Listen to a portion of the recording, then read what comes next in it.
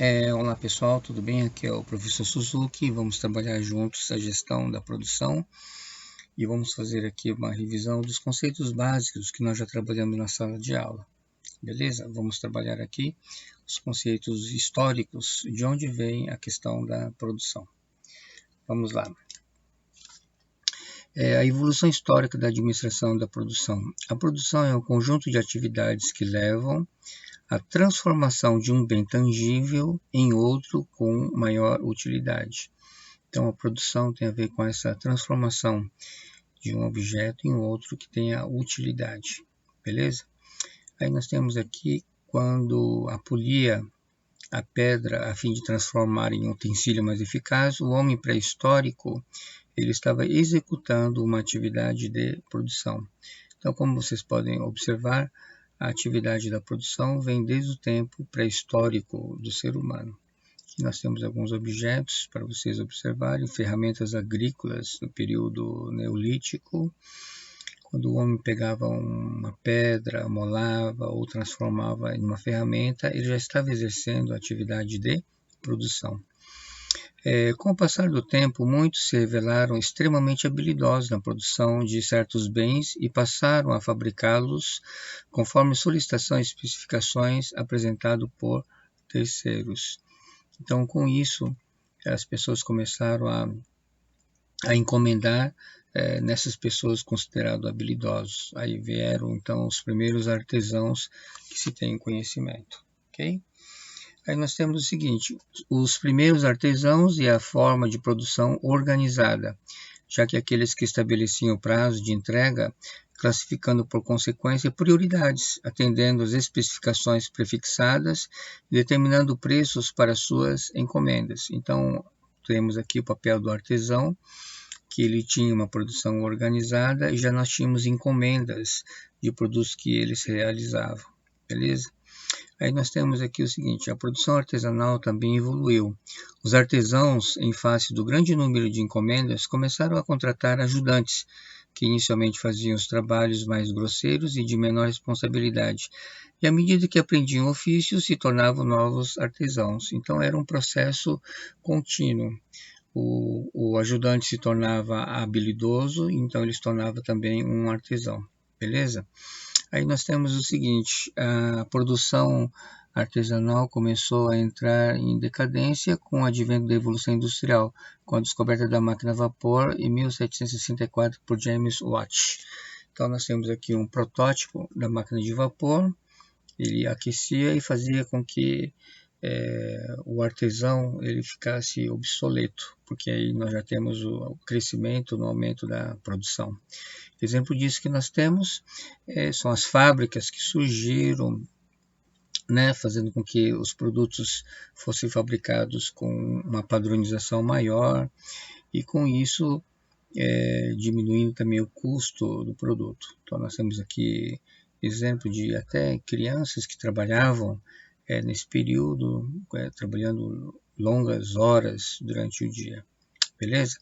Aí nós temos o seguinte, aqui nós temos as fábricas, com isso surgiu a questão da padronização dos produtos, processos, treinamento, habilitação da mão de obra direta, criação e desenvolvimento de quadros gerenciais, técnica de planejamento, controles financeiros, técnicas de vendas. Então vocês vejam que o advento das fábricas surgiram novos recursos e novos resultados. Aqui nós temos a foto do Eli Whitney, 1790, padronização de componentes. Ele foi aquele que trouxe esse conceito da padronização de componentes. E outro personagem muito famoso é Frederick Taylor, que é conhecido como pai da administração científica. Ele fez vários estudos, né, de tempos e movimentos. Ele trouxe um ar científico para a administração. Aí nós temos aqui o conceito de produtividade. A procura incessante por melhores métodos de trabalho e processo de produção, visando obter maior quantidade fabricada com o menor custo possível. Então, a produtividade basicamente tem esse conceito de melhorar o processo e fazendo com que você tenha um custo menor como resultado, né, da produção, diminuindo o custo. beleza? Aí nós temos o seguinte, a análise da relação entre output, que é a medida quantitativa do que foi produzido, com a quantidade ou valor das receitas provenientes das vendas dos produtos ou serviços finais, e o input, que é a medida quantitativa dos insumos, como quantidade ou valor das matérias-primas, mão de obra, energia elétrica, capital, instalações, prediais e outros, permite-nos quantificar a produtividade, que sempre foi o grande indicador de sucesso ou fracasso das empresas. Então, esse conceito de output como resultado e o input é que gera o que nós chamamos de produtividade. Tá? Aí nós temos aqui Henry Ford, que ele foi considerado um gênio, né, por ter construído o processo de fabricação do automóvel, vendendo a $500 na década de 20, foi considerado um gênio também de marketing. Aí na década de 1910, Henry Ford criou a linha de montagem seriada, revolucionando os métodos e processos produtivos até então existentes. Surgiu então o conceito de produção de massas, caracterizado por grandes volumes de produtos extremamente padronizados, isto é, baixíssima variação nos tipos de produtos finais. Então, ele foi o grande responsável no processo de produção, barateando o preço dos automóveis. Engenharia industrial, temos conceitos novos como linha de montagem, posto de trabalho, técnicas motivacionais, sindicatos, estoques intermediários, monotonia do trabalho, arranjo físico, balanceamento de linha, produtos em processo, manutenção preventiva, controle estatístico da qualidade, fluxograma dos processos, entre outros. Então, nós temos aqui a fábrica do futuro, na qual a organização da produção será feita de alta produtividade, não se admitindo atividades que não agreguem valor, eliminando-as. A filosofia de fazer certo desde a primeira vez será projeto dos produtos e processos. Os projetos dos produtos serão desenvolvidos juntamente aos processos onde serão fabricados. Então, nós temos aqui uma harmonia entre o projeto dos produtos e os processos que serão trabalhados de uma forma harmônica. A fábrica do futuro também irá cuidar do layout e os elementos determinantes da fábrica do futuro. As grandes fábricas hoje existentes serão divididas em várias e pequenas unidades dentro da planta original, devidamente focadas e organizadas em células de produção com elevado grau de automação. Outro elemento fundamental é a comunicação visual. Estará cada vez mais presente nas fábricas e escritórios, o Kanban. As informações sobre produção, produtividade, objetivos a atingir e a atingir, porcentagem dos refugos, etc., estarão disponíveis nos quadros espalhados por todas as instalações para serem lidos, analisados. A fábrica do futuro também, os postos de trabalho será projetado considerando-se os conceitos de ergonomia, visando conforto, bem-estar, segurança dos colaboradores. Outro elemento também, que é o colaborador virtual, parceria considerável dos trabalhos na empresa será executada por este e exercerá suas atividades em casa. É o famoso home office que nós estamos presenciando nesse período de coronavírus, as pessoas trabalhando em casa, basicamente, colaborador virtual. A fábrica do futuro também, compromisso com o meio ambiente. A fábrica do futuro será ecologicamente correta, isto é, não poluidora, e todos terão certificados de ISO 14000 e normas correspondentes. Também nós temos a gestão do conhecimento. A fábrica do futuro também será marcada por uma administração em que o conhecimento não será somente do chefe da seção, mas de todos os colaboradores. É o conceito de organização que aprende, que nós vemos no livro do Peter Senge. A empresa vai trabalhar a gestão do conhecimento, que é a busca de todos os colaboradores, não somente da chefia. A avaliação da produtividade. A produtividade é a relação entre o valor do produto ou serviço produzido e o custo dos insumos para produzi-lo. Assim, a produtividade depende essencialmente do output, ou seja, o numerador da fração, e do input, que é o denominador. Então, esse é o cálculo que nós vamos fazer para nós calcularmos a produtividade. Ok?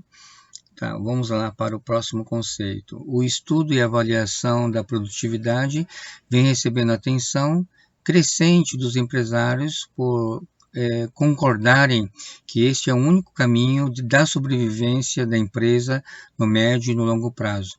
Entretanto, essa preocupação não surgiu somente agora, mas desde 1766, quando o economista francês François Quesnay ele utilizou a palavra produtividade pela primeira vez. Então, aqui é o sistema de produção, você tem aqui o ambiente, né? Nós temos aqui o input, que pode ser mão de obra, capital, energia, existe o processo de transformação e depois o output, que sai aqui produto ou serviço novamente para o ambiente. Então, essa é a figura do sistema de produção. O sistema é um conjunto de elementos interrelacionados com um objetivo comum. Esse é o conceito que nós acabamos de ver. Você tem o input, o sistema de transformação e depois o output. Outro conceito que nós vamos trabalhar é a questão que todo sistema se compõe de 3 elementos básicos, como processos do produto. A entrada são os inputs, a saída os outputs e no meio as funções de transformação, como nós vimos no quadro anterior. Ok? Aí nós temos aqui, dando continuidade, input são os insumos, ou seja, o conjunto de todos os recursos necessários, por exemplo, instalações, capital, mão de obra, tecnologia, energia elétrica, informações, etc. Funções de transformação podem ser as decisões, processos, regras, algoritmos matemáticos, modelos de simulação, julgamento humano, etc.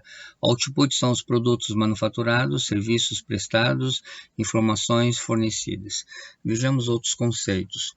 Sistema de produção tem por objetivo a fabricação de bens manufaturados, prestação de serviços ou fornecimento de informações. Nós já vimos essa definição.